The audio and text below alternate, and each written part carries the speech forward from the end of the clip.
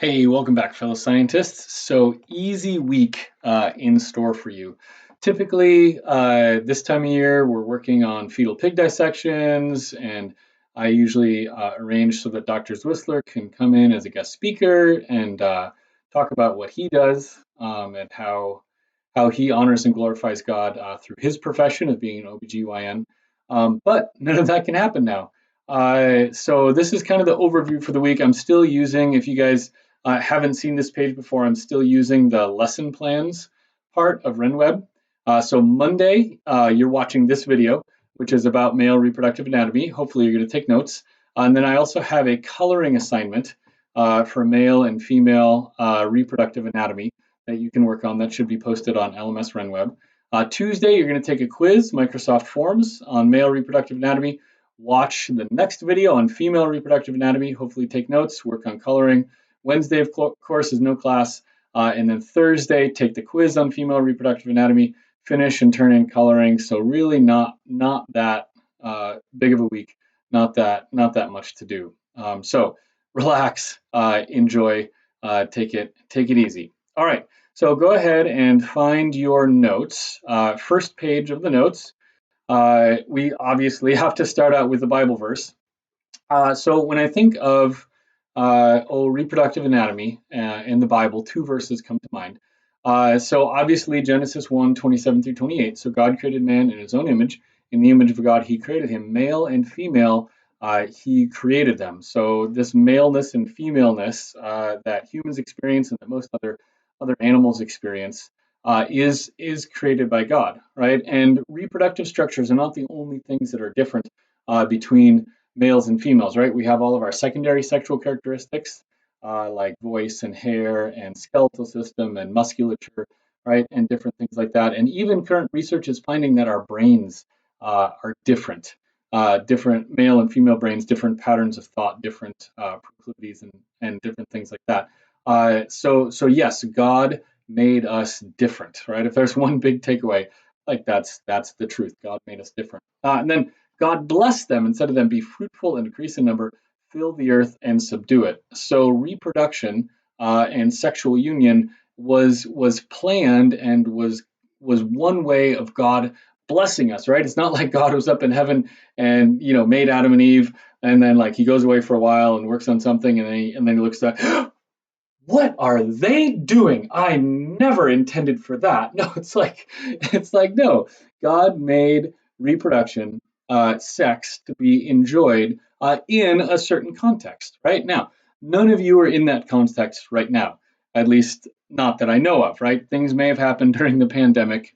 People do crazy things. But hopefully, none of you got married over the past couple weeks. So your verse that I would encourage you guys to kind of focus on, your kind of unit verse or life verse for this unit.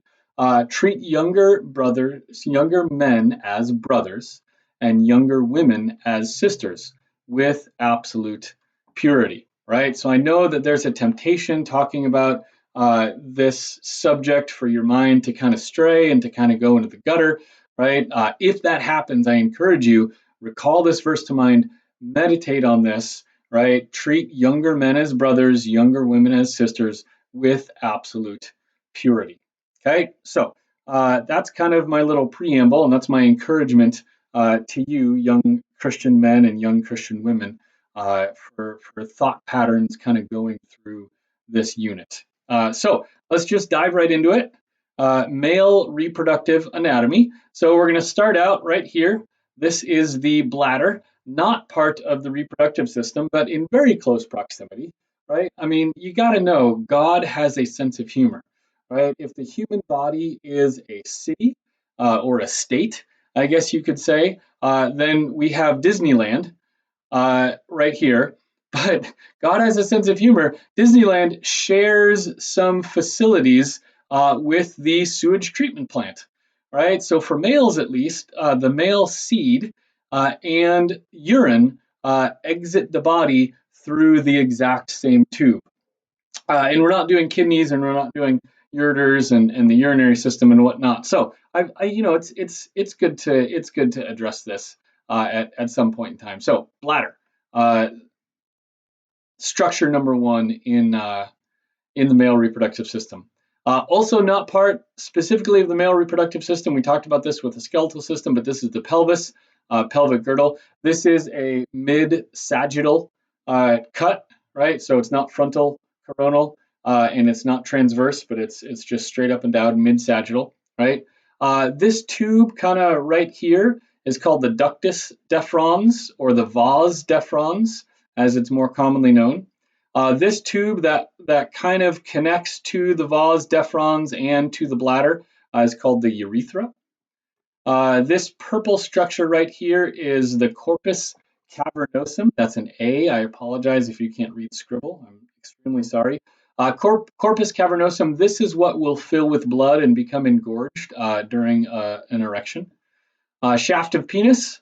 So right here, glands of penis is kind of this rounder area right here. And then the prepuce, right, that's a C. Again, sorry for those of you that can't read scribble. Prepuce or foreskin, some males have this, some males don't have this. We'll talk about that on the next slide. All right, so that's half of it.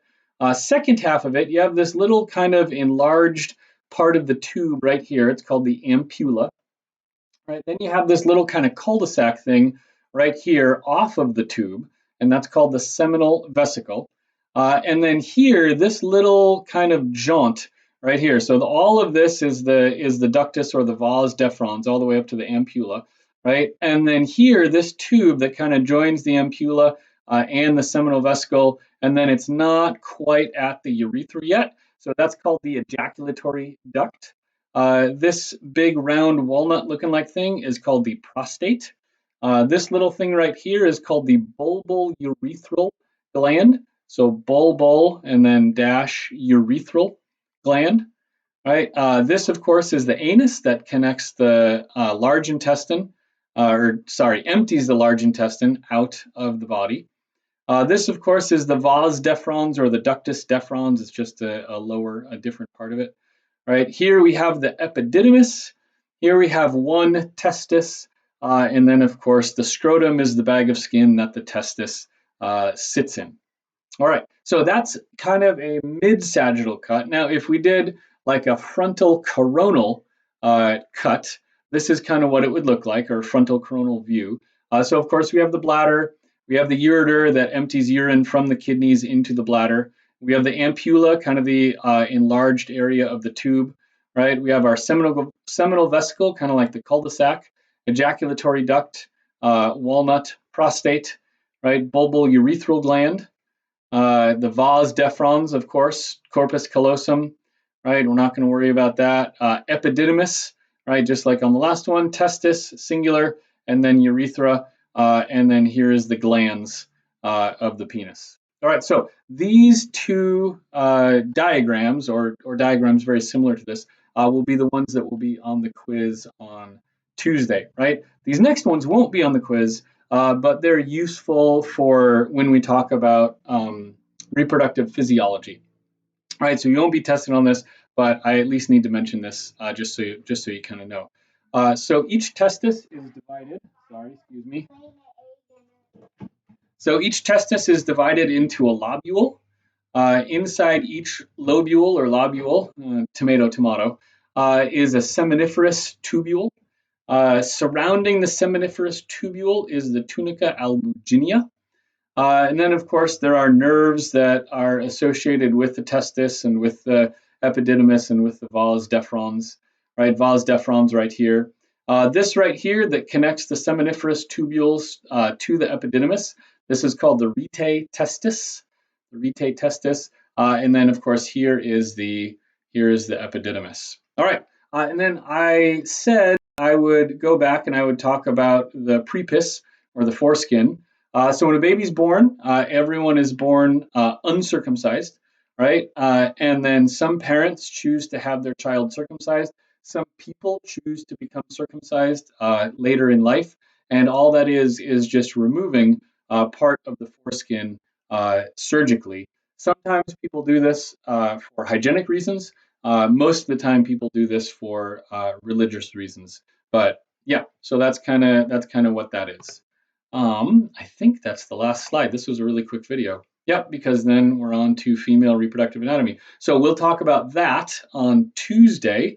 This has been Mr. Leo. Hopefully, this has been educational and informative, and I will see you on the flip side.